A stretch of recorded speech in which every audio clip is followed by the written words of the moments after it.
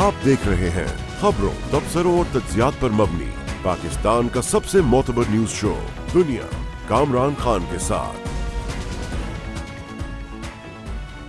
अस्सलाम वालेकुम, मैं हूं मसूद रजा।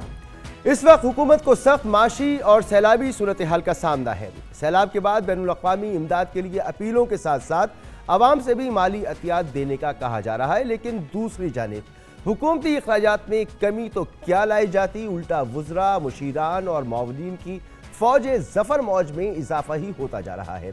आज शहबाज शरीफ ने साबिक़ governor state bank Tariq Bajwa को अपना मुआवन ख़ुसूसी बराए ख़जाना मुकर्रर कर दिया। तारिक बाजवा का ओहदा वज़ीर मुमलिकत के बराबर होगा।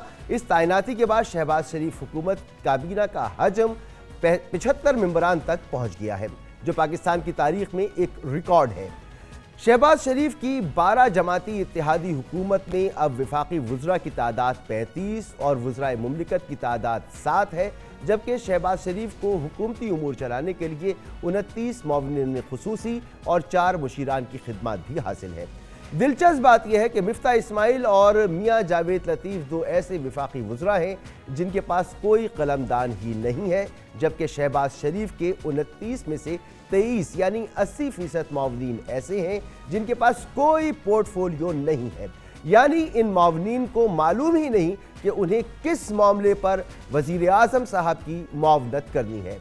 बंदर बाट का आलम यह है कि PDM में शामिल जमीयत उलमाए पाकिस्तान के शाह उवैस नूरानी को भी मुआवनीन ख़ुसूसी का दर्जा दिया गया है, जबकि इस जमात की पार्लियामेंट में एक नशिस्त भी नहीं है। जब शहबाज शरीफ ने अप्रैल में हुकूमत संभाली थी तो काबीना की तादाद 37 थी, फिर अगस्त में 62, सितंबर में 70 और अब अक्टूबर में ये तादाद 75 हो गई है। न जाने इस 12 जमाती हुकूमती इत्तेहाद की काबीना की गिनती कहाँ जाकर रुकेगी।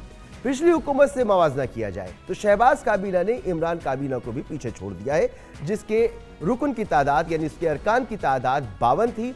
आर्टिकल 92 के तहत वफाकी काबीना पार्लियामेंट के मजमूई अरकान की तादाद की 11% यानी 49 हो सकती है या उसको होना चाहिए, मगर इसे हुकूमती अय्याशी कहिए या फिर मखलूत हुकूमत की मजबूरियाँ, जिसकी वजह से काबीना में 26 अरकान इजाफी हैं। इस अहम मामले पर बात करेंगे। हमारे साथ मौजूद हैं जावेद हुसैन साहब, नुमाइंदा दुनिया न्यूज़ इस्लामाबाद।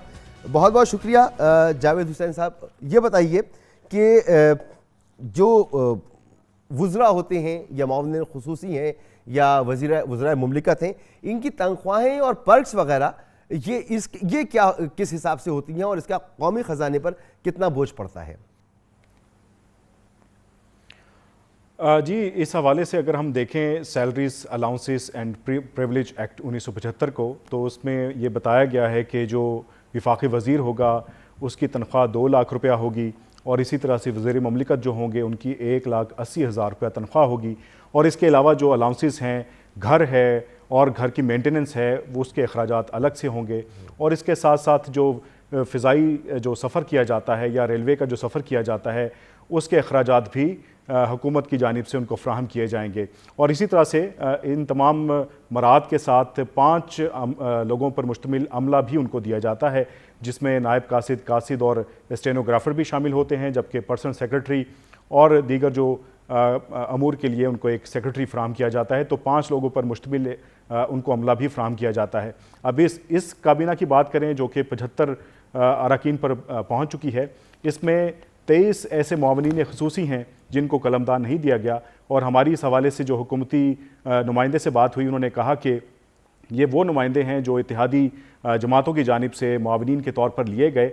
अब इनका काम ये होता है कि वो अपनी पार्टीज़ के साथ हुकूमत की जो कोऑर्डिनेशन है उस पर अपना काम सर अंजाम दे रहे होते हैं। इसमें आपको बताएं कि जो मुआवनीन हैं उसमें 14 मुआवनीन ऐसे हैं जिनको वज़ीर मुमलिकत का स्टेटस दिया गया है और उन्हें वही मरात और वही अलाउंसेस दिए जा रहे हैं जो कि एक वज़ीर मुमलिकत को मिलते हैं। और इस तरह से जो 4 मुशीर हैं उनको वफाकी वज़ीर का ओहदा दिया गया है और उनका स्टेटस जो है वफाकी वज़ीर के बराबर है, जिसमें उनको जो मिनिस्टर इनक्लेव है वहाँ पर रिहाइश भी मिलती है और इसके साथ साथ गाड़ी और दीगर जो अखराजात हैं वो भी दिए जाते हैं। इसमें आपको बताएं कि जो इमरान खान की जो काबीना से अगर मुवाजना करें तो इसमें उनकी जो 10 अप्रैल 2022 को जो उनकी काबीना थी वो 56 अरकान पर मुश्तमिल थी, जिसमें 29 वफाकी वज़रा और 4 वज़राए ममलिकत थे, जबकि 6 मुशीर और 17 बताया जावेद साहब, ये बताएं कि कोई अंदाज़ा है इस बात का कि ये जो जहाज़ी साइज़ काबीना है 75 अरकान पर पहुँच चुकी है, इसका माहाना कौमी ख़जाने पर कितना खर्च आता है और कितना कौमी ख़जाने पर इसका बोझ होता है? जी, इस हवाले से जो वज़ारत ख़ज़ाना का एक डॉक्यूमेंट है उसके मुताबिक तकरीबन जो इनकी मराहत हैं उस मद में 1 साल के लिए तकरीबन 3 करोड़ रुपया जो है वो मुख्तस किया गया था, और वो सिर्फ इनके स्टाफ और दीगर जो मराहत हैं उसमें इस्तेमाल किया जाता है। लेकिन जो सैलरीज़ हैं वो मुख्तस जो हैं वो जैसा कि हर माहाना अखराजात जो होते हैं उसमें उनको शामिल किया जाता है। 3 करोड़ वफाकी वज़ीर के लिए भी है, वज़ीर मुमलिकत के लिए भी है और मुआवनीन के लिए भी है। ये बजट जो है वो सिर्फ मुआवनीन ख़ुसूसी के हवाले से, जो काबीना में मुआवनीन ख़ुसूसी हैं उनके स्टाफ और दीगर प्रिविलेजेस जो हैं उसमें रखा गया है। और वज़रा और वफाकी वज़रा के लिए इसका कुछ अंदाज़ा है? वज़रा और वफाकी वज़रा का जो सालाना बजट है उसी हवाले से उनका अखराजात में उनका तखमीना लगाया जाता है, और उनकी तनख्वाहें जो हैं वो उसी तरीके से अदा की जाती हैं जिस तरीके से दीगर हुकूमती अखराजात होते हैं। अच्छा, कानून में कतगन मौजूद है कि 49 अरकान की काबीना हो सकती है, यानी एक परसेंटेज मौजूद है, तो क्या वजह है कि एक दूसरा तरीक़ा निकाल लिया जाता है कि मुआवनीन ख़ुसूसी लगा दिए जाएँ, स्पेशल असिस्टेंट्स लगा दिए जाएँ और फिर इस तरीके से काबीना को बढ़ा दिया जाए? तो कानून में इसकी कोई रोकथाम मौजूद नहीं है?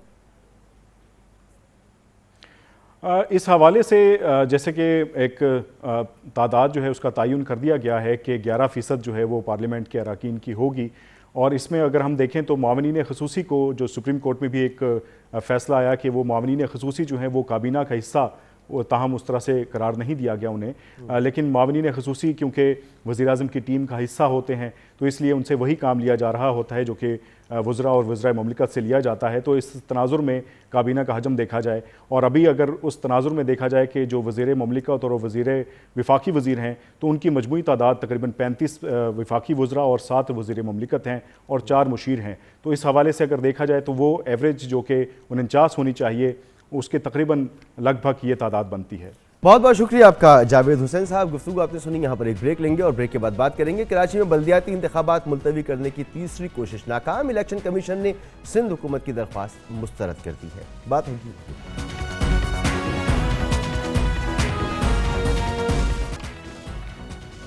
पीपल्स पार्टी हुकूमत का बस नहीं चल रहा कि किस तरह कराची में बल्दियाती इंतखाबात का अमल को मुस्तकिल तौर पर रोक दें। सिंध में बल्दियाती इंतखाबात का दूसरा मरहला पीपल्स पार्टी की हुकूमत 2 मरतबा मुलतवी करवा चुकी है, और अब 2 रोज़ कबल हुकूमत सिंध ने इलेक्शन कमीशन में कराची, हैदराबाद और दीगर अजला में 23 अक्टूबर को शेड्यूल्ड बल्दियाती इंतखाबात को एक मरतबा फिर मुलतवी करने के लिए इलेक्शन कमीशन से रुजू किया है, और ये मौक़िफ़ इख्तियार किया है कि पुलिस ने इंतखाबात में सिक्योरिटी फराहम करने से माजरत की है, लिहाजा कराची और हैदराबाद डिवीज़न में 3 माह के लिए इंतखाबात मौखर किए जाएँ। मगर गुज़िश्ता रोज़ इलेक्शन कमीशन ने ये दरख्वास्त मुस्तरद कर दी। अपने फैसले में इलेक्शन कमीशन ने कहा कि इंतखाबात के दौरान अमन व अमान बरकरार रखना सूबाई हुकूमत और कानून नाफिज करने वाले इदारों की जिम्मेदारी है। इलेक्शन कमीशन ने हिदायत की कि सूबाई हुकूमत कराची में इलेक्शन के दौरान पुलिस तैनात को यकीनी बनाए। इस मरतबा सिंध हुकूमत ने कराची और हैदराबाद में बल्दियाती इंतखाबात मौखर करने के लिए सिंध पुलिस की जानिब से महकमा दाखिला को लिखे गए ख़त को जवाज़ बनाया, जिसमें मौक़िफ़ इख्तियार किया गया कि नफरी की कमी के बाइस सिंध पुलिस बल्दियाती इंतखाबात के लिए 3 माह तक सिक्योरिटी फराहम नहीं कर सकती, क्योंकि सिंध पुलिस के एहलकार सैलाबी इलाकों में तैनात हैं। इससे कबल अगस्त में भी हुकूमत सिंध की दरख्वास्त पर सूबाई इलेक्शन कमीशन ने बारिशों और सैलाबी सूरत हाल को जवाज़ बनाकर बल्दियाती इंतखाबात मुलतवी करने की दरख्वास्त की थी, जिस पर इलेक्शन कमीशन ऑफ पाकिस्तान ने 28 अगस्त को होने वाले इंतखाबात इस सूरत हाल को बेहतर बनाने तक या इस सूरत हाल के बेहतर होने तक मौखर करने का ऐलान कर दिया था, जबकि इससे पहले बल्दियाती इंतखाबात 24 जुलाई को होने थे और वो भी सिंध में मुमकिना बारिशों के बाइस मुलतवी कर दिए गए थे। सिंध में पिछले 2 साल से बल्दियाती इंतखाबात नहीं हुए हैं। इसके बावजूद पीपल्स पार्टी की पे दर पे सिंध में बल्दियाती इंतखाबात के दूसरे मरहले को मुलतवी करने की कोशिशों से ऐसा लगता है कि पीपल्स पार्टी, जो सिंध में 14 साल से हुकूमत में है, اسے اپنی شکست کا خدشہ ہے اور اس خدشے کی ایک وجہ 21 اگست کو کراچی میں NA 245 کے ضمنی انتخابات ہیں، جن میں پیپلز پارٹی اور ان کے 12 اتحادیوں کو PTI کے امیدوار سے شرمناک شکست کا سامنا کرنا پڑا تھا۔ اس صورتحال پہ بات کریں گے، ہمارے ساتھ موجود ہیں جناب مظہر عباس صاحب، سینئر صحافی اور سینئر تجزیہ کار۔ بہت بہت شکریہ مظہر عباس صاحب۔ مظہر عباس صاحب، تیسری مرتبہ کوشش کی ہے پیپلز پارٹی نے بلدیاتی انتخابات کو ملتوی کروانے کی، کیا وجہ ہے؟ کیا پیپلز پارٹی کو اپنی شکست نظر آ رہی ہے ان انتخابات میں؟ شکریہ مسعود۔ دیکھیے، پہلے تو یہ صورتحال ہے کہ اگر پاکستان کی پوری سیاسی تاریخ بھی دیکھ لیں تو بلدیاتی الیکشن کے حوالے سے جو ہماری سویلین قیادت رہی ہے اس کا ٹریک ریکارڈ بہت خراب رہا ہے بلدیاتی الیکشن کرانے کے حوالے سے۔ اگر آپ سیونٹیز میں پہلی پیپلز پارٹی کی گورنمنٹ تھی، اس میں کوئی بلدیاتی الیکشن نہیں تھے۔ اس کے بعد 79، 83، 87 تینوں جو بلدیاتی الیکشن ہوئے ہیں وہ ماشاء اللہ ادوار میں ہوئے ہیں۔ اس کے بعد 88 سے آپ چلے جائیں تو آپ کو بلدیاتی الیکشن کہیں نظر نہیں آتے۔ اس کے بعد یعنی جو 87 کے بعد جو ٹینیور ختم ہوا تو 91 سے لے کے 2001 تک کوئی بلدیاتی الیکشن نہیں ہوتے اور سویلین گورنمنٹس رہیں۔ اس کے بعد 2001 اور پھر 2005 دونوں بلدیاتی الیکشن اگین جنرل مشرف کے پیریڈ میں ہوئے، اور پھر 2015 کا الیکشن جو آپ کہہ سکتے ہیں کہ مسلم لیگ نون کے دور میں ہوا۔ تو یہ جو ٹریک ریکارڈ ہے یہ بہت ہی مایوس کن ہے، کیونکہ بلدیات کو ہم نرسری سمجھتے ہیں اور ہوتی ہے نرسری سیاست کی، اور اس نرسری میں پروان چڑھنے والے جو رہنما اگر آپ دیکھیں تو ہمیں نہیں نظر آتا یہ جو تینوں بڑی جماعتیں ہیں ان کے جو اوپر کے ٹاپ لیول کے لوگ ہیں ان میں سے بہت کم آپ کو نظر آئیں گے کہ جو بلدیات سے آئے۔ تو اس کا مطلب ہے ہم ان کو نرسریز، پولیٹیکل نرسری سے لوگ لاتے ہی نہیں ہیں اوپر۔ ٹھیک، اب آ جائیں اس کے اوپر، پیپلز پارٹی کے اوپر۔ 2 مرتبہ پیپلز پارٹی نے سندھ میں ایڈمنسٹریٹر مقرر کیے۔ قانون کے مطابق جب ٹینیور ختم ہوتا ہے تو 90 روز کے اندر اندر آپ نے الیکشن کرانے ہوتے ہیں۔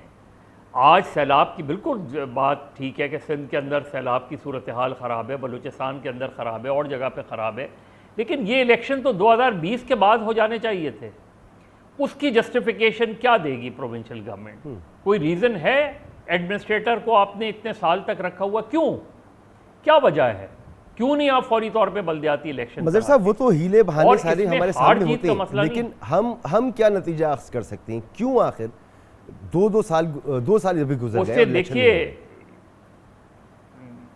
دیکھیے پیپلز پارٹی غیر ضروری طور پہ یہ کرتی ہے۔ میں اس لیے یہ بات کہہ رہا ہوں کہ دیکھیے پیپلز پارٹی 79 میں اور 83 میں دونوں مرتبہ پیپلز پارٹی کا 79 میں تو میئر منتخب ہونے والا تھا اگر اس کے 2 کونسلر کو اغوا نہیں کیا جاتا، لیکن ڈپٹی میئر پیپلز پارٹی کا رہا۔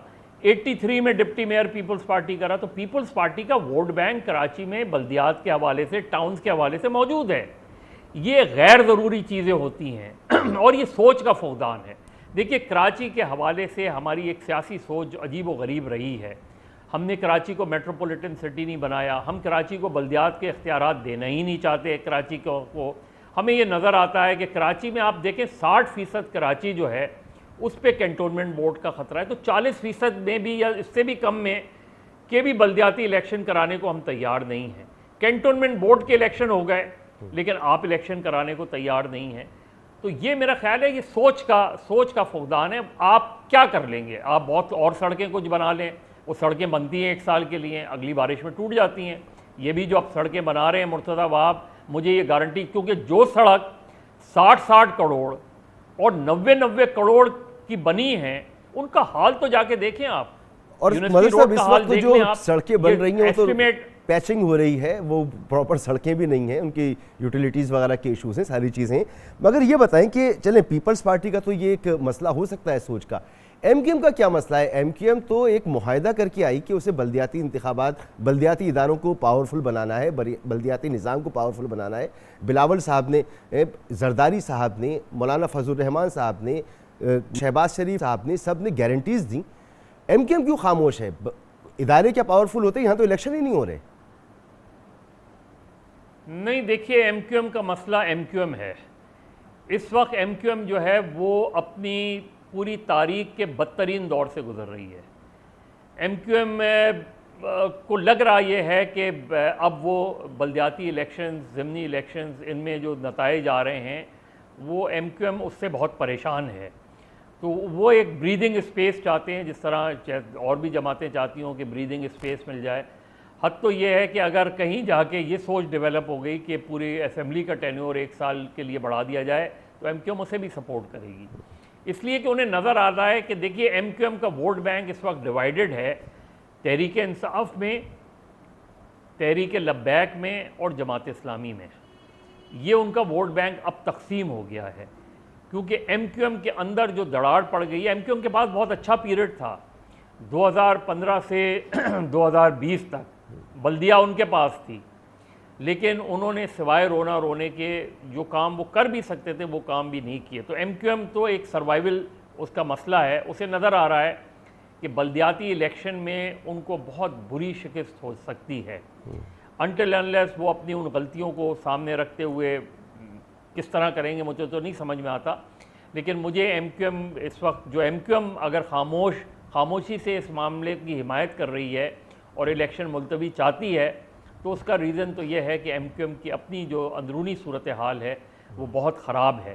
جو اس وقت پی ٹی آئی کا ہے، پی ٹی آئی اور اس وقت جو مقابلہ ہوگا وہ P T I, Jamaat Islami اور جو ہے وہ پیپلز پارٹی اور تحریک لبیک کا ووٹ ہے۔ یہ مقابلے میں 4 جماعتیں جو ہیں یہ فرنٹ رنرز ہیں، ان میں سے کوئی 2 جماعتیں جو میکسیمم ٹاؤنز جیت سکتی ہیں یا یو سی چیئرمین جو زیادہ جیتیں گی ان کے درمیان اتحاد ہوگا، اور اگلا جو بلدیہ کراچی بنے گی وہ کسی 2 جماعتوں کے درمیان اتحاد کی بنیاد پر بنے گی کہ جس کے زیادہ یو سی چیئرمین ہوئے اس کا جو ہے وہ بالکل ایسا ہی ہے۔ یہ بتائیے کہ 23 اکتوبر کو اب الیکشن کی فائنل تاریخ دے دی ہے، لیکن پیپلز پارٹی پھر ایک کوشش کرے گی کہ وہ الیکشن کمیشن سے رجوع کر رہے ہیں کہ الیکشن کو ملتوی کیا جائے۔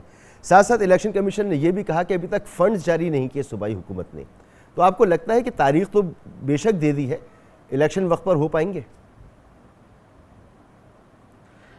دیکھیں پہلی چیز تو یہ کہ 16 اکتوبر کو بھی الیکشن ہونے ہیں نا، کراچی میں 2 ضمنی الیکشن ہونے ہیں قومی اسمبلی کی نشست پر، اور باقی جگہوں پہ بھی الیکشنز ہونے، پنجاب وغیرہ میں تو وہ الیکشنز تو ہونے جا رہے ہیں، وہ الیکشن تو ملتوی نہیں ہو رہے، تو پھر بلدیاتی الیکشن کیوں ملتوی ہوں؟ اور اگر ملتوی ہو بھی گئے اور پیپلز پارٹی نے اپنا وہ ٹریک ریکارڈز جو ہے وہ برقرار رکھا، اور صرف پیپلز پارٹی کا مسئلہ نہیں ہے مسعود، آپ پنجاب میں دیکھیں، پنجاب میں 2018 کے بعد تحریک انصاف نے تو عجیب و غریب، یہاں تو پھر بھی پیپلز پارٹی نے، سندھ گورنمنٹ نے ایم کیو ایم کے پورے ٹینیور کو کمپلیٹ ہونے دیا، وہاں تو پنجاب کے اندر پی ٹی آئی نے آتے ہی پنجاب کے اندر وہ سارے منتخب نمائندوں کو ختم کر دیا اور ایڈمنسٹریٹرز مقرر کر دیے، اور اس کے بعد بھی اس وقت بھی فواد چودھری صاحب سے ایک مرتبہ گفتگو ہو رہی تھی تو انہوں نے کہا یہ بڑی غلطی کی تھی کیونکہ فوری طور پہ ہمیں 2018 کے بعد بلدیاتی الیکشن کرا دینے چاہیے تھا، ہمیں فائدہ ہوتا۔ تو یہ ایک سوچ ہے، یہ اوور آل سوچ ہے ہماری سیاسی قیادت کی کہ وہ جہاں بھی ہوں گے وہ کوشش کریں گے کہ کمزور بلدیاتی نظام رکھیں، وہ کوشش کرتے ہیں کہ میئر جو ہے طاقتور نہ ہو، وہ کوشش کرتے ہیں کہ جو سٹی گورنمنٹس کا فنڈز ہو وہ ان کے پاس ہو۔ یہ جو فائنینشیل اور پولیٹیکل پاور دینے کی، ایڈمنسٹریٹو پاور دینے کی 18ویں ترمیم نے بات کی تھی، یہاں آ کے سب کو چپ لگ جاتی ہے، جو بھی 18ویں ترمیم کے حمایتی ہیں وہ، اور میں خود اس کا بہت بڑا حامی ہوں 18ویں ترمیم کا، لیکن مجھے افسوس ہوتا ہے کہ اس 18ویں ترمیم میں جو چیزیں کہی گئی ہیں وہ سب سے زیادہ جو وائلیٹ کر رہی ہے وہ پاکستان پیپلز پارٹی سندھ میں کر رہی ہے، کیونکہ وہ مقامی حکومتوں کو طاقتور نہیں بنا رہے، وہ کراچی میٹروپولیٹن کارپوریشن نہیں بنانے کو تیار، وہ کینٹونمنٹ بورڈز کو ختم کرنے کو نہیں تیار۔ یہ 6 کینٹونمنٹ بورڈ ہیں اس شہر کے اندر جی، جس کا کوئی لاجک نہیں ہے، کوئی منطق نہیں ہے کہ اس شہر کے اندر 6 کینٹونمنٹ بورڈز ہوں، کوئی منطق نہیں ہے کہ اس شہر کے اندر 60% جو ہے وہ طاقت کا محور جو ہے وہ کینٹونمنٹ بورڈ اور ڈی ایچ اے کیوں نہیں یہ کے ایم سی کے انڈر ہوں سب کے سب۔ کینٹونمنٹ بورڈ کا تصور ہی یہی ہے کہ وہ شہر سے دور ہوتے ہیں، یہاں ہارٹ آف دا سٹی میں جو کینٹونمنٹ، آپ شارع فیصل آدھا کینٹونمنٹ بورڈ ہے، صدر آدھا کینٹونمنٹ بورڈ ہے، کیوں؟ تو یہ اور اس کی لڑائی کوئی نہیں لڑتا، اس کی لڑائی کوئی بھی پارٹی نہیں لڑ رہی، وہ ایک کمزور میئر کو برداشت کرنا چاہتے ہیں، وہ ایک کمزور بلدیاتی نظام کو برداشت کرنے کو تیار ہیں، اور پیپلز پارٹی اس کمزور بلدیاتی نظام کے بھی الیکشن کرانے کو تیار نہیں ہے۔ یہ عجیب و غریب ہماری سیاسی قیادت کی ناکامی ہے، اور اسی وجہ سے پولیٹیکل لیڈرز پیدا ہونے ختم ہو گئے ہیں۔ اسی وجہ سے وہ نرسریز، چاہے اسٹوڈنٹ یونینز ہوں یا بلدیاتی ادارے ہوں، وہ اسی لیے ختم ہو رہے ہیں کیونکہ وہ نئی قیادت نہیں ابھر کے سامنے آ رہی۔ تو میرا خیال ہے اس سوچ کو بدلنا ہوگا، اس تصور کو بدلنا ہوگا۔ مضبوط بلدیاتی ادارے ہوں گے تو جمہوریت مضبوط ہوگی اور جمہوری نظام مضبوط ہوگا۔ بہت بہت شکریہ جناب مظہر عباس صاحب، سینئر صحافی، سینئر تجزیہ کار۔ آپ نے گفتگو سنی۔ یہاں پر ایک نیوز بریک جس کے دوران آپ ہیڈ لائنز جان سکیں گے اور پروگرام کا سلسلہ جاری رہے گا۔ ملک کی موجودہ صورتحال میں آرمی چیف کی تقرری جیسے حساس معاملے پر سیاسی بحث و مباحثہ، army chief general Qamar Javed Bajwa کو مبینہ دوسری بار ایکسٹینشن کی بازگشت یا عہدے پر تسلسل کی تجاویز دم توڑ گئی ہیں۔ سیاسی معاملات میں فوج کی مداخلت سے متعلق قیاس آرائیوں اور شکوک و شبہات پر افواج پاکستان کی جانب سے ایک بار پھر دو ٹوک جواب آیا ہے۔ Army chief general Qamar Javed Bajwa نے 29 نومبر کو عہدے کی مدت مکمل ہونے پر سبکدوش ہونے کے عزم کا اظہار کیا۔ کل واشنگٹن میں پاکستانی سفارت خانے میں ظہرانے سے خطاب اور اس موقع پر صحافیوں سے غیر رسمی گفتگو میں آرمی چیف نے قوم کو یقین دہانی کرائی کہ وہ اپنے وعدے کے مطابق عمل کریں گے۔ تقریباً 6 ماہ قبل 14 اپریل کو پاک فوج کے ترجمان میجر جنرل بابر افتخار نے قوم پر واضح کیا تھا کہ army chief general Qamar Javed Bajwa کو نہ ایکسٹینشن چاہیے اور نہ ہی وہ ایکسٹینشن قبول کریں گے۔ اس حوالے سے آج وزیر دفاع خواجہ محمد آصف نے کہا کہ آرمی چیف کون ہوگا اس کا فیصلہ ابھی نہیں ہوا، تاہم تقرری کا پروسیس رواں ماہ کے آخر یا نومبر کے شروع میں ہوگا۔ خواجہ آصف کا کہنا تھا کہ 5 میں سے کسی کو بھی تعینات کیا جا سکتا ہے، 5 نمبر سے باہر بھی ماضی میں لوگوں کو تعینات کیا گیا ہے، سب 3 اسٹار جنرلز اس کے لیے اہل ہیں۔ موجودہ سیاسی صورتحال کے باوجود اہم بات یہ ہے کہ پاک فوج کی جانب سے بارہا جمہوریت سے غیر متزلزل وابستگی اور اپنے غیر سیاسی آئینی کردار تک محدود رہنے کا عزم کا اظہار کیا جاتا رہا ہے۔ کل امریکہ میں army chief general Qamar Javed Bajwa نے کہا کہ مسلح افواج کا سیاست میں کوئی کردار نہیں ہے۔ ان کا کہنا تھا کہ مسلح افواج نے خود کو سیاست سے دور کر لیا ہے اور دور ہی رہنا چاہتی ہیں۔ اس سے قبل D G I S P R major general Babar Iftikhar بھی کہہ چکے ہیں کہ پاک فوج کے آئینی کردار میں سیاست سے کوئی لینا دینا نہیں۔ افسوس کے ساتھ کہنا پڑتا ہے کہ ملک کی دونوں بڑی سیاسی قوتوں یعنی مسلم لیگ نون اور تحریک انصاف نے ایک غیر سیاسی حساس عہدے کو عوامی جلسوں اور نیوز کانفرنسز کا عنوان بنا دیا ہے۔ خاص طور پر سابق وزیر اعظم عمران خان نے آرمی چیف کی تقرری کو اپنی سیاست کا مرکز و محور بنا لیا ہے۔ پچھلے ماہ اسی پروگرام میں کامران خان صاحب کے ساتھ خصوصی گفتگو میں عمران خان صاحب نے ایک ایسی تجویز دی جس میں آرمی چیف کی تقرری پر سیاسی اور قانونی سوالات کو جنم دے دیا گیا۔ عمران خان نے رائے دی تھی کہ نئے آرمی چیف کی تعیناتی کو آئندہ عام انتخابات تک مؤخر کر دیا جائے۔ ان کا کہنا تھا کہ اس معاملے پر قانون میں گنجائش نکالی جا سکتی ہے۔ صرف سابق وزیر اعظم عمران خان ہی نہیں بلکہ صدر مملکت ڈاکٹر عارف علوی نے بھی اس پروگرام میں انٹرویو کے دوران عمران خان کے موقف کی تائید کی تھی۔ گویا ان کی رائے بھی یہی تھی کہ عام انتخابات تک نئے آرمی چیف کی تقرری مؤخر کر دی جائے اور جنرل قمر جاوید باجوہ نئی حکومت بننے تک پاک فوج کی کمان سنبھالی رکھی۔ صدر عارف علوی اور سابق وزیر اعظم عمران خان کے حوالے سے آج وزیر دفاع خواجہ آصف نے کافی دنوں سے زیر گردش ایک غیر مصدقہ خبر کی تصدیق کی۔ عمران خان کا نام لیے بغیر خواجہ آصف نے دعویٰ کیا کہ صدر صاحب نے اس کی ملاقات کرائی جس میں اس نے ترلے منت کی لیکن جلسوں میں بھڑکے مارتا ہے۔ خواجہ آصف نے 3 بار کہا کہ اس کو نومبر کے ہال پڑ رہے ہیں۔ قابل غور بات ہے کہ عمران خان مسلسل اسٹیبلشمنٹ کے نیوٹرل نہ رہنے کا مطالبہ کر رہے ہیں، گویا وہ اداروں کی جانبداری کا مطالبہ کر رہے ہیں، جبکہ Imran Khan army chief general Qamar Javed Bajwa کو نئے الیکشن تک کام جاری رکھنے کی تجویز بھی دے چکے ہیں۔ مگر اتفاق کی بات ہے کہ آرمی چیف کے تازہ ترین موقف کے بعد عمران خان کا مطالبہ اور تجویزیں دونوں غیر مؤثر ہو چکی ہیں۔ اس صورتحال پہ بات کریں گے، ہمارے ساتھ موجود ہیں سینئر صحافی اور تجزیہ کار جناب عامر ضیاء صاحب۔ بہت بہت شکریہ عامر ضیاء صاحب وقت دینے کے لیے۔ سر، ملک کے کشیدہ سیاسی ماحول میں آرمی چیف قمر جاوید باجوہ کا اپنی مدت پوری ہونے پر عہدے سے سبکدوش ہو جانے کا عزم، ظاہر سی بات ہے وہ کانسٹیٹیوشن کو، قوانین کو فالو کرتے ہوئے ایسا ہی ہونا بھی چاہیے، اور انہوں نے اس کا اظہار بھی کر دیا ہے، تو کتنی اہمیت کا حامل ہے یہ حالیہ بیان؟ یہ آپ نے دیکھا ہوگا مسعود صاحب کہ ملک میں بہت زیادہ غیر یقینی صورتحال ہے، اور اس میں ظاہر ہے کہ جب سے عمران خان صاحب نے اس بات کا ایک اشارہ دیا تھا کہ ان کی مدت ملازمت میں ایکسٹینشن دے دی جائے، تو اس کے بعد مزید مطلب ہے کہ قیاس آرائیوں نے جنم لیا تھا۔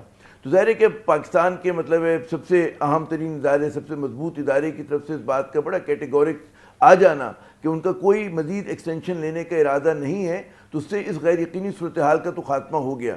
دوسری بات یہ ہے کہ جو میرے خیال میں بحیثیت قوم، بحیثیت سیاستدان، صحافی، ہم سب کو سمجھنا چاہیے کہ اس طرح کے حساس معاملات میں قیاس آرائی، اس طرح سے اس پہ پبلک ڈیبیٹ ہونی ہی نہیں چاہیے۔ پاکستان آرمی میں مطلب ہے یہ دنیا میں کہیں نہیں ہوتی کہ جی کون جو ہے وہ اس کی کمان سنبھالے گا، اور جو سنبھالنے والا ہوگا اس کے بعد کیا ہوگا، کیونکہ جیسے کہ آپ نے اپنے ابتدائی کلمات میں فرمایا کہ جو بھی لیفٹیننٹ جنرل بن گیا، جو میجر جنرل بن گیا، غیر میجر جنرل تو نہیں آتے، جو بھی اتنے سینئر عہدوں پہ پہنچ جاتا ہے تو وہ آزمایا ہوا ہوتا ہے، اس کی پیٹریوٹزم کے اوپر، اس کی صلاحیتوں پر کسی بھی چیز پہ سوالیہ نشان نہیں ہوتا، اور وہ شخص اس کو کوئی بھی نومینیٹ کرے وہ پاکستان فوج کا ہوتا ہے اور پاکستان کا ہوتا ہے، یہ ہمیں سمجھنا ہوگا۔ اور وہ یہ جو ایک تاثر دیا جاتا ہے کہ جناب اگر کسی نے اس کو وہ کر دیا، اپوائنٹ کر دیا، نومینیٹ کر دیا، تو غالباً کوئی احسان مندی والا بات نہیں ہے۔ جو چیز ہوتی ہے میرٹ پر ہوتی ہے، اور میرٹ پر اگر ہو گئی ہے وہ، تو پھر وہ شخص، کیونکہ سارے لیفٹیننٹ جنرلز کا 19-20 کا فرق ہوتا ہے، کوئی کسی چیز میں ماہر ہوتا ہے، کوئی کسی چیز میں اس کی اسٹرینتھ ہوتی ہے، تو جس کو بھی پک کیا جائے گا وہ آخری تجزیے میں جا کر پاکستان فوج کی نمائندگی کر رہے ہوں گے، اور وہ پاکستان کی نمائندگی کر رہے ہوں گے، تو اس کے حوالے سے نہ قیاس آرائی ہونی چاہیے، نہ اتنی بحث مباحثہ ہونا چاہیے، اور نہ اتنا زیادہ جو ہمارے یہاں میڈیا پہ میں دیکھتا ہوں کہ اسپیکولیشن ہے۔ آپ موازنہ کر لیں، اپنے پڑوسی ممالک میں دیکھ لیں، آپ ترقی یافتہ ممالک میں دیکھ لیں مسعود صاحب، کہیں ایسا نہیں ہوتا۔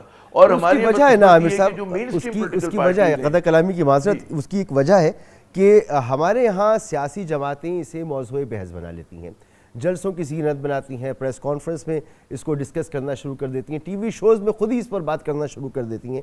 تو اس بیان بازی کی کیا وجہ ہے؟ حالانکہ یہ معاملہ تو ایک معمول کا مرحلہ ہے، آرمی چیف آتے ہیں، چلے جاتے ہیں، کبھی ایکسٹینشن ہوتی ہے، تو یہ بیان بازی کا اس دفعہ کچھ زیادہ ہی ہو رہی ہے، اس کی کیا وجہ ہے؟ درست کہا آپ نے کہ ظاہر ہے کہ یہ جو طوفان شروع ہوتا ہے وہ سیاستدانوں کی طرف سے ہوتا ہے۔ اچھا، آپ یہ بڑا مزیدار بات ہے، مطلب قابل غور بات ہے کہ مطلب ہے کہ اس وقت دیکھیں جو پاکستان کی جو بھی بڑی سیاسی جماعتیں ہیں ان میں سب کی خواہش یہ ہے کہ جی فوج کی حمایت یا فوج کی جو ان کو سپورٹ ہے وہ انہیں حاصل ہو جائے، چاہے وہ حزب اختلاف کی پی ٹی آئی ہو، اور وہ چاہتی ہے کہ جناب ان کا بیانیہ یہ ہے کہ جناب پاکستان فوج جیسے ادارے کو جو مبینہ طور پہ بدعنوان افراد ہیں ان کو سپورٹ نہیں کرنا چاہیے، اور ان کی ایک قومی ذمہ داری یہ بنتی ہے کہ جناب وہ ایماندار لوگوں کو سپورٹ کریں، اور اس بیانیے پہ بہت سارے پاکستانی بھی سولڈ آؤٹ ہیں۔ دوسری طرف ہم دیکھتے ہیں ایک پولیٹیکلی کریکٹ پوزیشن ہے کہ جو ہے فوج کو سیاست میں حصہ نہیں لینا چاہیے، لیکن ہم یہ بھی جانتے ہیں کہ تیسری دنیا کے ممالک میں اس طرح کی چیزیں ہوتی ہیں، اور اس لیے ہوتی ہیں کہ ہمارا جو سول انسٹیٹیوشنز ہوتے ہیں وہ مضبوط نہیں ہوتے، اور پاکستان میں بھی اگر دخل اندازی ہوئی ہے تو اس کا کوئی نہ کوئی تاریخی پس منظر، کوئی وجہ رہی ہے، جس کو مطلب ہے لوگ ڈسپیوٹڈ ہے، بحث ہو سکتی ہے، فینس کے دونوں سائڈ پہ آپ کو لوگ ملیں گے، لیکن فوج نے جب انٹروین کیا تو وہ اس وقت حالات ایسے پیدا ہو گئے تھے کہ جناب ان کو انٹروینشن کرنی پڑی، اور اس میں بھی آپ دیکھیے گا کہ سیاستدانوں نے ایک کلیدی کردار ادا کیا، چاہے وہ آج حکومت میں ہوں یا حزب اختلاف میں ہوں۔ تو مسئلہ یہ ہے کہ اب فوج جیسے اس نے ایک نیوٹریلٹی کا سٹانس لیا ہے، لیکن میں سمجھتا ہوں اور فوج کو بھی اس بات کا احساس ہوگا، اس کی اعلیٰ قیادت سے لے کر مڈ لیول پہ بھی اور ہر سطح پہ، کہ عوام کو فوج سے توقعات رہتی ہیں اور آج بھی ہیں، اور ہمیشہ سمجھا جاتا ہے کہ جی ہمارا جو سینٹر آف گریوٹی ہے وہ پاکستان آرمی ہے، اور جب بھی ہم دیکھتے ہیں کہ جی اتنی مشکل کوئی ہوگی، چاہے وہ اندرونی چیلنج ہو چاہے بیرونی چیلنج ہو، تو تمام نگاہیں جو ہیں وہ فوج کی طرف چلی جاتی ہیں جو ایک عام پاکستانی ہیں۔ لیکن ہماری جو پولیٹیکلی کریکٹ لوگ ہیں، جو ایک لبرل ایلیمنٹ ہے، کچھ سب نیشنلسٹ گروپس ہیں، ان کا ہمیشہ سے شکایت رہی کہ جی فوج کو جو ہے بہت زیادہ سیاسی عمل میں حصہ نہیں لینا چاہیے، لیکن وہ ایک الگ بحث ہے کہ ہمارے یہاں یہ کیوں ہوتا ہے، کیونکہ میں اگر پھر بہت اگر پیچھے جاؤں کہ بھی 47 جب پارٹیشن ہوا تھا تب سے ہم دیکھتے ہیں کہ جی فوج کے پاس جو ہیں ہمیشہ ایک لاپ سائیڈڈ صورتحال تھی کہ جب پاکستان بنا تھا تو آپ یاد کریں کہ یونائٹڈ انڈیا کی 30% آرمی، ایک جملہ بس جی کہ 30% ہم نے فوج انہیرٹ کی تھی اور غالباً 15-16% جو تھے ہمارے پاس فائنینشیل ریسورسز تھے. تو ڈے ون سے فوج کا ادارہ مضبوط تھا. اس لیے آپ وہ دیکھیں کہ وہ جو ہے وہ دور نہیں ہوا، وہ جو ایک ڈیفرنس تھا. جی اور ہونا بھی نہیں چاہیے. ایک مضبوط فوج ایک مضبوط دفاع اور حفاظت کی ضمانت ہوتی ہے. بالکل فوج کے ادارے کو مضبوط ہی رہنا چاہیے.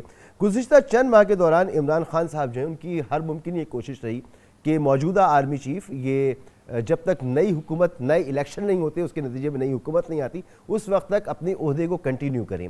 لیکن جو اب حالیہ بیان آیا ہے آرمی چیف صاحب کا کہ وہ تو اپنے جیسی مدت ملازمت پوری ہوگی ایکسٹینشن کے بعد والی تو وہ ختم وہ اپنا عہدہ چھوڑ دیں گے. وہ تو اب یہ بات واضح ہو گئی ہے کہ چاہے کتنا بھی سیاسی طوفان ہو، کچھ بھی ہو، نئی آرمی چیف کی تعیناتی شہباز شریف صاحب ہی کریں گے. جی ظاہر ہے، مطلب ہے کہ اصولی طور پہ وزیراعظم جو ہمارا آئین کہتا ہے، ہمارا قانون کہتا ہے، تو وزیراعظم کو اختیار ہے اور ہم امید کرتے ہیں کہ جناب چیزیں جو ہے میرٹ پر ہوں گی. اور یہ جو امپریشن نون لیگ کے لیے بڑا خطرناک ہے وہ یہ ہے کہ جی شہباز شریف جو ہیں، جو ان الیکٹڈ لوگ ہیں، اپنے بھائی کے مشورے پہ عمل کریں گے یا فلاں کریں گے تو اس سے ان کو باہر نکلنا پڑے گا. وزیراعظم صاحب کو یہ یقینی بنانا پڑے گا کہ یہ فیصلہ ان کا ہے، نہ کہ ان کو ڈکٹیٹ کیا گیا ہے کسی جانب سے. اور میں پھر بھی کہتا ہوں چلیں ڈکٹیٹ بھی ہو جائے، لیکن ہمیں اس بات پہ وہ ہونا چاہیے کہ جی جو بھی جنرل آئے گا، جو بھی ہمارے نیا آرمی چیف آئے گا وہ پاکستان کا ہوگا.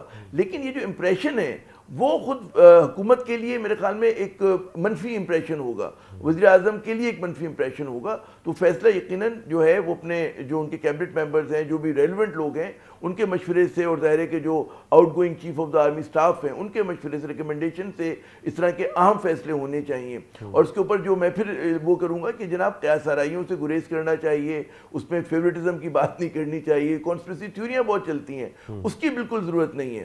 تو یہ قیاس آرائیوں سے بچنے کے لیے آپ کو نہیں لگتا کچھ حلقوں کا خیال ہے ایسا؟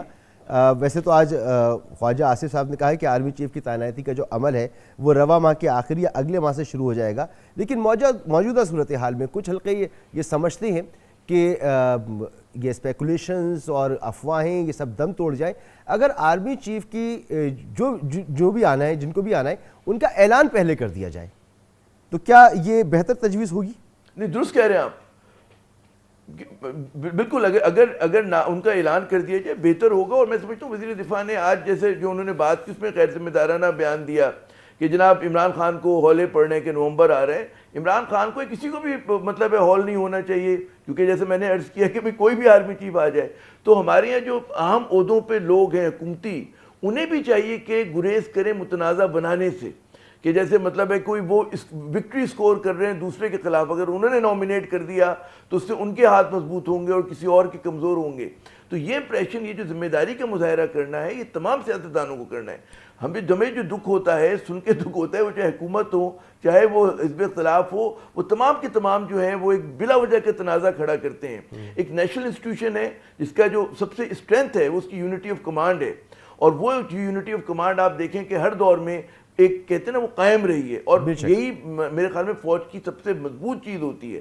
مطلب اسلحے گولے بارود سے زیادہ یونٹی آف کمانڈ، کہ اس کے جو سولجرز ہیں، اس کے جو آفیسرز ہیں، اپنی اعلیٰ قیادت سے کس طرح سے جڑ کے کھڑے ہیں. اچھا، اب ذرا بات کرتے ہیں، تھوڑی سیاسی ماحول کی بات کر لیتے ہیں. عامر ضیاء صاحب، آرمی چیف کی طرف سے کیٹیگورک بیان آ گیا وہ اپنا عہدہ چھوڑ دیں گے. یہ بھی بیان آ گیا فوج کی جانب سے کہ وہ سیاست میں کسی قسم کا کردار اب نہیں ہے اور نہ آئندہ ہوگا. ایسی صورتحال میں عمران خان صاحب لانگ مارچ کی تیاری کر رہے ہیں اور وہ بڑی زبردست قسم کی تیاری کر رہے ہیں. سیاسی گرما گرمی اپنے عروج پر ہے. اس تمام صورتحال کو آپ کیسے دیکھ رہے ہیں؟ اچھا، بہت چیلنجنگ صورتحال ہے. حکومت سے زیادہ میں سمجھتا ہوں کہ ریاست پاکستان کے لیے ایک چیلنجنگ صورتحال ہے، ہر پاکستانی کے لیے ہے. کیونکہ پاکستان کو اس وقت استحکام کی ضرورت ہے اور وہ آپ کو ہوتا ہوا نظر نہیں آ رہا. اچھا، لیکن مجھے اس پوری ٹسل میں عمران خان بہت مقبول لیڈر ہیں، ان کے پیچھے بے شمار لوگ ہیں، یقیناً یہ بات ہے. اس کے مقابلے میں اگر ہم حکومت کی بات کریں غیر مقبول ہے. لیکن اس وقت مجھے، آپ جانتے ہیں میرے ویوز، مجھے لگ یہ رہا ہے کہ اس پوری کشمکش میں حکومت کا پلڑا جو ہے وہ آہستہ آہستہ بھاری ہوتا جا رہا ہے. کیونکہ عمران خان صاحب کا جو ہدف ہے، ان کا ہدف بڑا واضح ہے کہ جی ارلی الیکشنز ہوں. لیکن اب جب سے اسحاق ڈار صاحب کی واپسی ہوئی ہے، ظاہر اسحاق ڈار جو ہیں وہ اس نیت سے نہیں آئے کہ 1-2 مہینے کے بعد چلے جائیں گے، وہ کوشش کریں گے کہ اگست تک ستمبر تک اس معاملے کو کھینچیں، مطلب اس حکومت کو چلائیں۔ پھر اب ہم سن رہے ہیں کہ جناب نواز شریف صاحب بھی واپس آئیں گے، تو اس کے اندر یہ لگ رہا ہے کہ جو عمران خان کی خواہش تھی کہ ارلی الیکشنز ہوں، وہ ہوتے ہوئے مشکل لگ رہے ہیں۔ اس کی وجہ یہ ہے کہ جو پولیٹیکل اسٹیبلشمنٹ ہے اس ملک کی، جو جتنی پرانی سیاسی جماعتیں وہ اس چیز پہ رضامند نہیں ہیں۔ ہمارا جو ایک کہتے ہیں کہ ملٹری اسٹیبلشمنٹ ہے یا سول اسٹیبلشمنٹ ہے، وہ بھی چاہتی ہے کہ ان چیزوں کو فی الوقت اسی طرح چلنے دیا جائے۔ اور پھر میں کہوں گا حتیٰ کہ جو میڈیا کا بھی غالب وہ ہے عنصر ہے، میڈیا اسٹیبلشمنٹ جس کو کہتا ہوں، ان کی بھی خواہش ہے۔ تو اس وقت زماں و مکاں جو ہیں عمران خان کے خلاف کھڑے ہیں، ان کے پاس جو واحد اسٹرینتھ ہے ان کی عوامی مقبولیت ہے، اس کو وہ کس طرح سے لیوریج کرتے ہیں، ایک سوالیہ نشان ہے۔ کیا کوئی بہت بڑا معجزہ وہ دکھا سکتے ہیں سڑکوں کے اوپر، کوئی ایسی چیز کر سکتے ہیں؟ تو یہ تمام سوالیہ نشان ہے۔ وہ کرنے کے لیے ایک انسٹیبلٹی کا خدا نخواستہ خاتم مذہن خطرہ ہوگا۔ تو میں یہ سمجھتا ہوں کہ اس وقت عمران خان کو بھی، ہماری حکومت کو، اداروں کو کسی طرح سے اس بات پہ قائل کرنا ہے کہ جی آنے والے وقت میں ایک لیول پلینگ فیلڈ ملے گی تمام لوگوں کو، جو کہ نظر آ رہا ہے کہ اس وقت اسٹیبلشمنٹ کا ارادہ ہے۔ اس کے ساتھ ساتھ ان کی بھی کوئی مطلب ہے، جو ان کے جو کنسرنز ہیں ان کو ایڈریس ہونا چاہیے۔ اور اگر الیکشن کی تاریخ کو دیکھیں، کیونکہ اس وقت اسحاق ڈار صاحب کی جو شہرت ہے نا مسعود، وہ یہ ہے کہ he is not a reformist finance minister, وہ چیزوں کو مینج کرتے ہیں، he can create an illusion of stability and economic prosperity. یہ بات ہو سکتی ہے اسحاق ڈار صاحب کی طرف سے، لیکن اگر آپ یہ سمجھیں کہ واقعی ریفارم کریں گے تو نہیں ہو سکتا۔ اس کے لیے آپ کو ایک حکومت چاہیے جس کے پاس 5 برس کا مینڈیٹ ہو، اور جتنی جلد وہ آئے اتنا اچھا ہے، اور سیاسی اسٹیبلٹی چاہیے ملک کو، ایک ایسی کوئی کمپرومائزنگ پوزیشن ہو۔ ٹھیک جی، آخری جملہ کہ ایسی کمپرومائزنگ پوزیشن ہو کہ جناب کچھ مطلب ہے 2-4 مہینے اگر پیچھے آپ کر سکتے ہیں، 4 مہینے، کچھ عمران خان بھی مطمئن ہو جائیں، نون لیگ کی بھی عزت رہ جائے، اور معاملہ جو ہے اگلے انتخابات تک چلا جائے، وہ اس ملک کے لیے زیادہ بہتر ہے۔ جناب بہت شکریہ عامر ضیاء صاحب، آپ نے تجزیہ سنا۔ یہاں پر لیں گے ایک بریک، اور بریک کے بعد بات کریں گے پاک امریکہ تعلقات میں اہم سنگ میل آرمی چیف کا دورہ امریکہ ہے، بڑی اہم ڈیولپمنٹس ہوئی ہیں، اس پر بات کریں گے ایک بریک کے بعد۔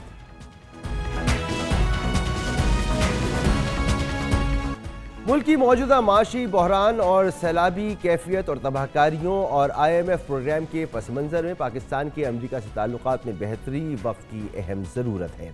Army chief general Qamar Javed Bajwa کا دورہ امریکہ اسلام آباد اور واشنگٹن کے 2 طرفہ سیاسی اور معاشی تعلقات میں اہم سنگ میل کا حامل ہے۔ میڈیا رپورٹس کے مطابق کل واشنگٹن میں پاکستانی سفارتخانے میں ظہرانے سے خطاب میں army chief general Qamar Javed Bajwa نے کہا کہ مضبوط معیشت کے بغیر قوم اپنے ٹارگٹ حاصل نہیں کر سکے گی، اور مضبوط معیشت کے بغیر سفارتکاری نہیں ہو سکتی۔ Army chief general Qamar Javed Bajwa کے دورہ امریکہ کو ریٹائرمنٹ سے قبل ان کے الوداعی دورے سے تشبیہ دی جا رہی ہے، جس میں انہوں نے امریکی حکومت کی کلیدی شخصیات سے ملاقاتیں کی ہیں، جن میں سیکرٹری دفاع جنرل ریٹائرڈ الائیڈ آسٹن، مشیر قومی سلامتی جیک سلوان اور deputy secretary of state Wendy Sherman سے ملاقاتیں شامل ہیں۔ ملاقاتوں میں باہمی دلچسپی کے امور، علاقائی اور سلامتی کے 2 طرفہ تعاون پر تبادلہ خیال کیا گیا، جبکہ آرمی چیف نے پاکستانی سیلاب زدگان کی بحالی کے لیے امداد پر بائیڈن انتظامیہ کا شکریہ ادا کیا۔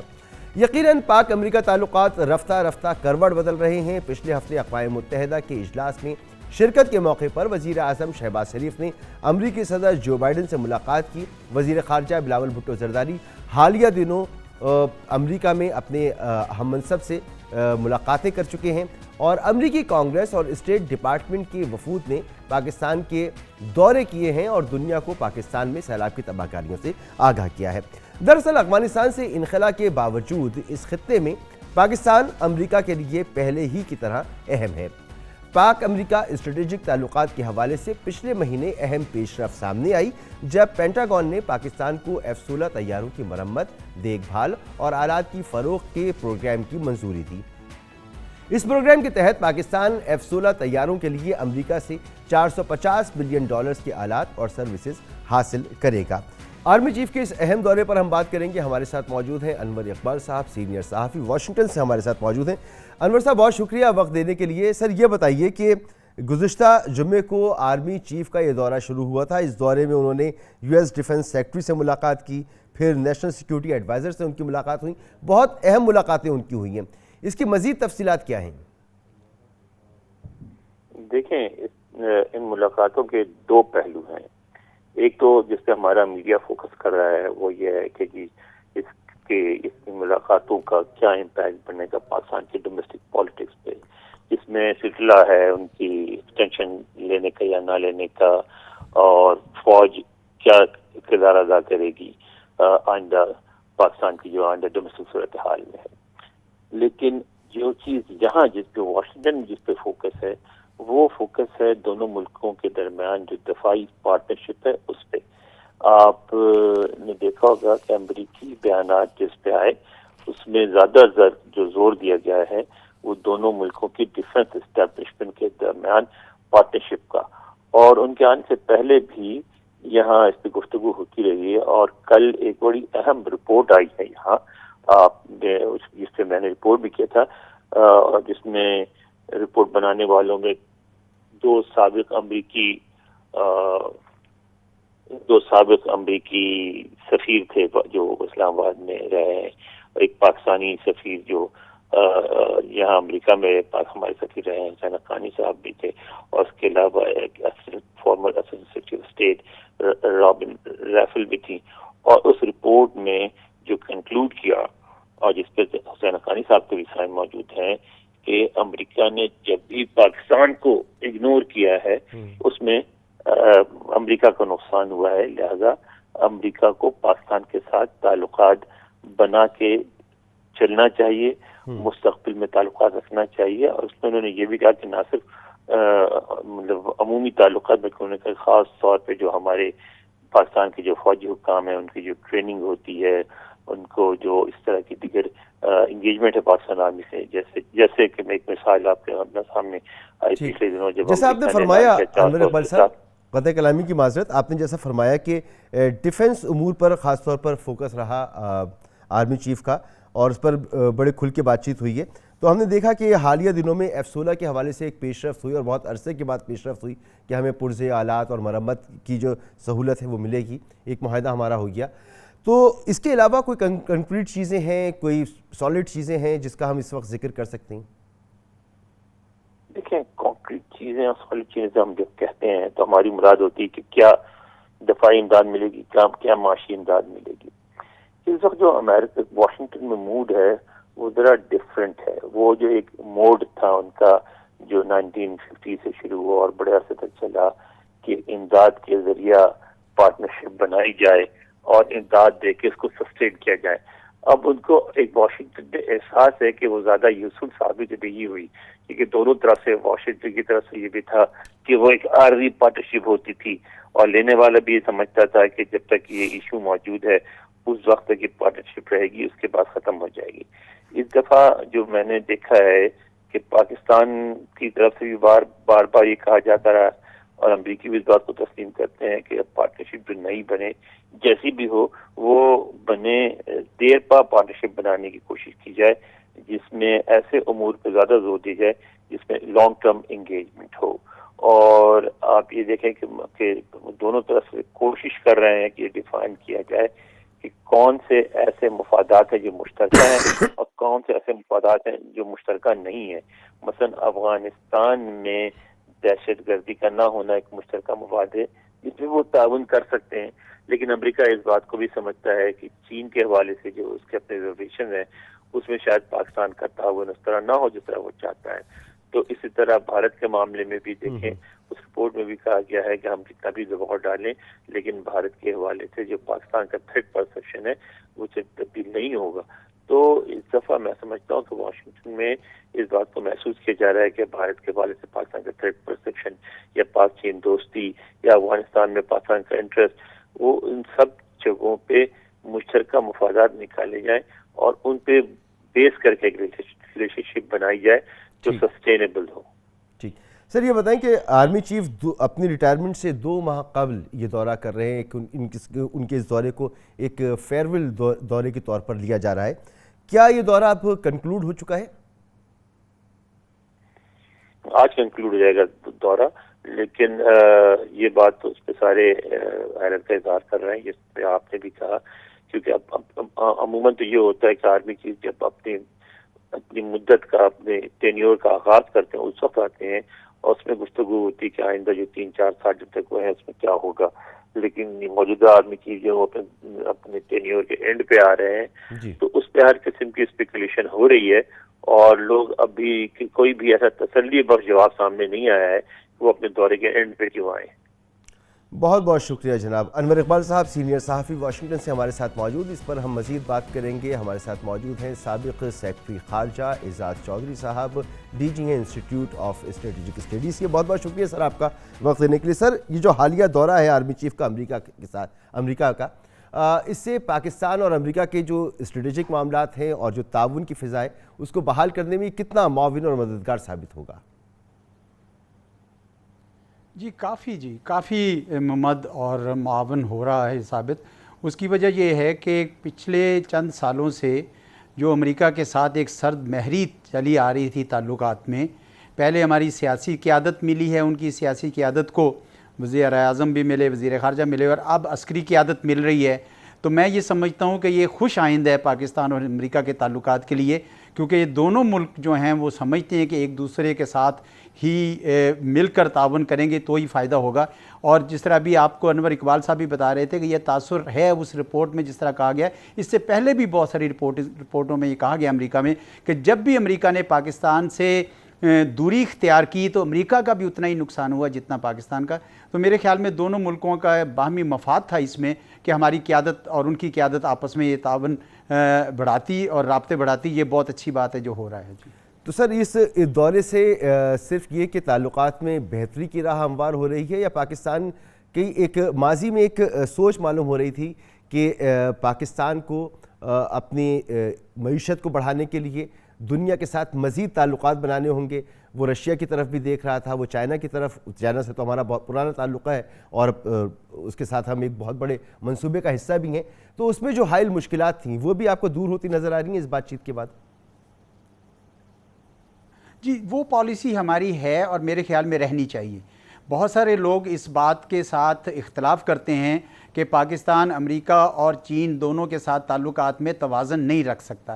میں بالکل ان کی اس بات سے اتفاق نہیں کرتا۔ اس کی وجہ یہ ہے کہ اگر آپ خالصتاً امریکہ کے ساتھ ہو جائیں تو ہمیں بہت نقصان ہوگا چین کے حوالے سے، اور اگر ہم خالصتاً صرف چین کے ساتھ جڑ جائیں تو امریکہ کی طرف سے بھی ہمیں بہت نقصان ہوگا۔ تو ہمارا قومی مفاد تو ہمیں یہ کہتا ہے کہ دونوں کے ساتھ تعلقات رکھنے ہیں، اور آپ یہ دیکھیں کہ بالکل چین کی طرف سے بھی یہی ہمیں اکثر سجیشن آتی ہے کہ آپ تعلقات امریکہ کے ساتھ بھی اچھا رکھیں، کیونکہ اس علاقے میں جو کانفلکٹ ہے وہ چین کو بھی سوٹ نہیں کرتا، ہمیں بھی سوٹ نہیں کرتا۔ تو میرے خیال میں امریکہ کو بھی اندازہ ہو رہا ہے کہ یہ افغانستان سے بے شک چلے تو گئے ہیں، لیکن کم از کم 3 ایسی زمینیں ہیں جن کے اندر پاکستان اور امریکہ کے تعاون جو ہے دونوں ملکوں کے لیے اچھا ثابت ہوگا۔ اس پہ بات آپ سے پہلے وہ بھی کر رہے تھے، میں بھی کر سکتا ہوں کہ افغانستان میں جو دہشت گردی دوبارہ عود کر آ رہی ہے وہ ایک دونوں ملکوں کے لیے، بلکہ میں سمجھتا ہوں پوری دنیا اور پورے خطے کے لیے مشکلات کا باعث ہو سکتا ہے۔ اس کے علاوہ بھی اب چین کے حوالے سے بھی امریکہ کو اطمینان دلانا ضروری ہے کہ چین کے ساتھ جو ہمارے تعلقات ہیں وہ بڑے دیرینہ ہیں اور ان کا ہدف امریکہ نہیں ہے۔ اور ساتھ ہی ساتھ ہندوستان کے حوالے سے بھی میرے خیال میں ہندوستان کا بھی جو رویہ رہا ہے، جس میں انہوں نے روس کے ساتھ اپنی باقاعدہ وابستگی کو کافی بڑھایا ہے، باوجود اس کے کہ وہ امریکہ کے ایک پریفرڈ الائے تھے، تو امریکہ کو بھی اس بات کا احساس ہو رہا ہے کہ ساؤتھ جنوبی ایشیا میں اگر وہ صرف ہندوستان کی باسکٹ میں اپنے سارے انڈے ڈالتے ہیں تو یہ شاید مناسب نہیں ہوگا۔ تو ہر لحاظ سے اگر دیکھا جائے تو دونوں ملکوں کے لیے مفید ہے یہ بات کہ دونوں ملکوں کی قیادت آپس میں رابطے رکھے اور بڑھائے۔ اچھا، یہ F-16 والے معاملے پر ہم نے دیکھا کہ امریکہ اور پاکستان کی قربتیں ہوتی ہیں تو پھر یہ بھارت کو بہت برا لگتا ہے، تو یہ اثر انداز ہوتی ہیں معاملات، اگر کیونکہ ظاہر سی بات ہے بھارت ایک بڑا ملک ہے تو وہ اثر انداز ہوتا ہے پاکستان اور امریکہ کے درمیان اگر تعلقات بہتر ہوتے ہیں تو؟ دیکھیں، بھارت تو ہمیشہ ہی اعتراض کرتا ہے، لیکن اس دفعہ ان کا اعتراض بالکل بے جا ہے۔ اس کی وجہ یہ ہے کہ ہندوستان کے اعتراض کرنے سے پہلے ہی امریکہ نے یہ اپنی جو پریس ریلیز تھی اس میں یہ ظاہر کر دیا تھا کہ یہ کاؤنٹر ٹیررزم کے لیے، یہ کوئی امریکہ کے ہندوستان کے اوپر آفینس کے لیے، ویسے بھی ہماری پالیسی نہیں ہے کہ ہم ایگریشن کریں گے، ایگریشن تو ہندوستان کی طرف سے ہی ہوتی ہے، جب بھی ہوتی ہے جا رہی ہے تو ہوتی ہے، تو ہم تو وہ نہیں کرنا چاہتے، لیکن پھر بھی ان کے اطمینان کے لیے امریکہ نے یہ کہا کہ یہ صرف کاؤنٹر ٹیررزم کے لیے اور خطرہ سب کو نظر آ رہا ہے۔ تو میں سمجھتا ہوں کہ انڈیا کے جو ایکسٹرنل افیئرز منسٹر نے وہ جو بات کی وہ اپنی ڈومیسٹک آڈینس کے لیے کی، کیونکہ ان کو بھی اس بات کا اندازہ ہے کہ یہ ان کے خلاف استعمال ہونے والے ہتھیار نہیں کیے جا رہے، یہ پاکستان نے اپنے ڈیفنس کو مضبوط کیا، اپنے دفاع کو مضبوط کیا۔ ٹھیک سر، دو باتیں آپ سے اور جاننا چاہتا ہوں۔ ایک تو یہ کہ پاکستان میں یہ عرض موجود ہے کہ بہت ہو گیا کہ ہم امداد لیتے رہے اور ہم الائز بنتے رہے اور ہم کام کرتے رہے، لیکن اب خود مختاری پر کی طرف بڑھنا چاہیے اور ریلیشنز جو ہیں وہ اس میں تجارت کا حجم بڑھنا چاہیے۔ اس حوالے سے ہماری سیاسی قیادت بھی ملی ہے، ہماری عسکری قیادت بھی ملی ہے، تو آپ کو پیش رفت نظر آ رہی ہے۔ اور دوسری بات یہ کہ اس وقت پاکستان ایک مشکل دور سے گزر رہا ہے، سیلاب کی کیفیت ہے۔ اس دوران جو ماضی میں جس طرح کی ہمیں مدد ملتی رہی ہے، چاہے وہ زلزلہ ہو، چاہے وہ اور کسی قسم کی آفت ہو، ویسا رسپانس ہمیں کیوں نہیں مل رہا؟ جی اس لیے نہیں مل رہا کہ ایک تو دنیا میں اس وقت بہت سارے اور بھی مسائل ہیں۔ کووڈ کی وجہ سے پچھلے 3 سالوں میں اکثر معیشتیں دنیا کی وہ سلو ہو گئی، کم آمدن ان کو ہوئی، پھر اوپر سے یورپ میں ایک جنگ جاری ہے، اس کے اوپر بھی توجہ بہت ہے، اور امریکہ اب یہ اپنے جو وسائل ہیں وہ داخلی محاذ پر اور یورپ میں استعمال کرنا چاہ رہا ہے، تو اس لیے کچھ امداد تو تھوڑی کم آئے گی، باوجود اس کے کہ اس وقت ہمدردی تو موجود ہے۔ میں یہ کہنا چاہوں گا، یہ 2 باتیں آپ نے کی، ایک تو یہ ہے کہ کیا پاکستان بیرونی امداد پر ہی ہمیشہ انحصار کرے؟ جواب اس کا بالکل یہی ہے جو آپ نے کہا، نیفی میں ہے، بالکل نہیں کرنا چاہیے۔ پاکستان کو اپنے پاؤں پہ کھڑے ہونے چاہیے اور اپنے خرچے جو ہیں وہ کم کرنے چاہیے، اپنے جو ہماری آمدن ہے اس کے اندر رہنا چاہیے، چاہے ہمیں آدھی روٹی کھانی پڑے۔ اور دوسری بات یہ ہے کہ جو ابھی سیلاب کے لیے پیسے آ رہے ہیں، اس میں اور بھی زیادہ اہمیت کا حامل ہے یہ کہ ہم اس کو اپنی کیپیسٹی کے لیے بنائیں، یہ نہ کریں کہ صرف ریلیف تو کرنا ہی ہے، وہ تو ہمارے اپنے مخیر لوگ بھی کر رہے ہیں، ان کے لیے پیسے دے رہے ہیں، لیکن اپنی کیپیسٹی بنائیں۔ دیکھیں نا 2010 میں جو فلڈز آئے تھے، انہوں نے جو تباہی پھیلائی تھی، یہ اس سے کہیں زیادہ آئی ہے، اور کل اور پرسوں اور ترسوں اگر یہ پھر سیلاب آئے تو ہم کیا کریں گے؟ اس لیے یہ NDMA کی کیپیسٹی، ہماری کلائمیٹ چینج کی، پروونشل اتھارٹیز کی کیپیسٹی بڑھانے کی ضرورت ہے، اور ایک سے ایک بڑھ کے پاکستان کے پاس جیولوجسٹ ہے، ایکسپرٹس ہیں، کیونکہ ہمارے انسٹیٹیوٹ میں آتے رہتے ہیں، اس لیے مجھے علم ہے، تو میری تو خواہش اور حکومت کو یہی مشورہ ہوگا کہ آپ ان کو بلائیں اور ان کے ساتھ بیٹھ کے ایک اچھا جامع ٹھوس پروگرام بنائیں کہ آئندہ ہم اگر سیلاب آئیں یا کوئی اس طرح کی آفت آئے کلائمیٹ ریلیٹڈ تو اس سے ہم کیسے نمٹیں، اس کی کیپیسٹی بلڈ کی جائے۔ جی اچھا سر، یہ بتائیں کہ افغانستان سے انخلا کے بعد اب پاکستان کی پوزیشن امریکہ کے نظر میں آپ کو کیا نظر آتی ہے؟ دیکھیں، پاکستان کے کردار سے افغانستان میں امریکہ خوش نہیں تھا، اور ان کا یہ خیال تھا کہ افغانستان میں ان کی جو سبکی ہوئی ہے اور ان کو جو کامیابی نہیں ملی اور ان کو وہاں سے واپس ناکام لوٹنا پڑا ہے، اس کے پیچھے پاکستان کا ہاتھ ہے، کیونکہ پاکستان نے طالبان کو پناہ دے رکھی تھی۔ آج وقت کے ساتھ خود امریکہ کے اندر اس بات کا احساس جاگزیں کر گیا ہے کہ اس میں قصور پاکستان کا نہیں تھا، بلکہ یہ جو عسکری حل ڈھونڈ رہے تھے اسی کی وجہ سے۔ اور آپ نے یہ دیکھا ہوگا کہ ایون ان کے اپنے چیئرمین جوائنٹ چیفز نے جا کے کانگریس کے سامنے یہ کہا کہ یہ ہمارا اسٹریٹجک فیلئر تھا، کیونکہ اب ان کو احساس ہوا ہے کہ جس باسکٹ میں انہوں نے انڈے ڈال رکھے تھے اشرف غنی صاحب اور 3 لاکھ فوج، وہ تھی نہیں، اور بار بار ان کو احساس دلایا جا رہا تھا۔ ایک سگار کی رپورٹ جو کانگریس نے باڈی کریٹ کی تھی، وہ بار بار یہ کہہ رہی تھی، ہر 3 مہینے بعد یہ کہہ رہی تھی، لیکن کوئی اس کو یقین نہیں کر رہا تھا۔ اب ان کو اندازہ ہو گیا کہ پاکستان وہ اس طرح کا قصوروار نہیں ہے جس طرح امریکہ اس کے ساتھ سمجھ رہا تھا، بلکہ پاکستان تو تعاون کرتا رہا۔ ہم تو خود دہشت گردی سے بڑے سخت تنگ آئے ہوئے تھے، آج بھی تنگ ہیں، کیونکہ افغانستان کے اندر اس وقت بھی TTP اور اس قسم کی تنظیمیں جو ہیں وہ موجود ہیں۔ تو پاکستان اور امریکہ کو تعاون جاری رکھنا چاہیے عدم دہشت گردی کے لیے، اور ساتھ ہی ساتھ امریکہ کی طرف سے بھی اب یہ ڈو مور اور اس قسم کے سلسلے بند ہونے چاہیے، کیونکہ ان کو بھی اس بات کا احساس ہو گیا ہے کہ یہ باہمی تعاون باہمی مفاد کے لیے دونوں ملکوں کے فائدے میں ہیں۔ جی بہت بہت شکریہ آپ کا اعزاز چودھری صاحب، سابق سیکرٹری خارجہ ہمارے ساتھ موجود تھے۔ یہاں پر پروگرام کا وقت ختم ہوتا ہے، آپ سے اجازت چاہیں گے، اللہ حافظ۔